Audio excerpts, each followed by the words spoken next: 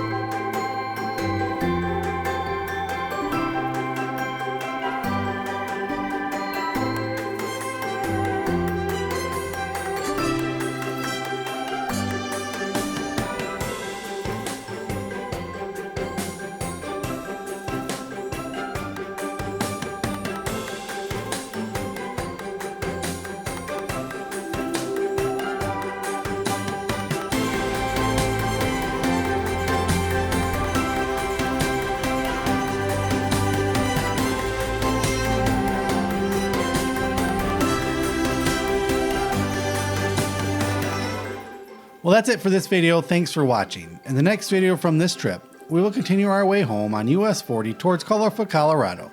So make sure you're subscribed so you can join me on that adventure. But for now, thanks again for watching, and until our paths meet again, stay adventurous.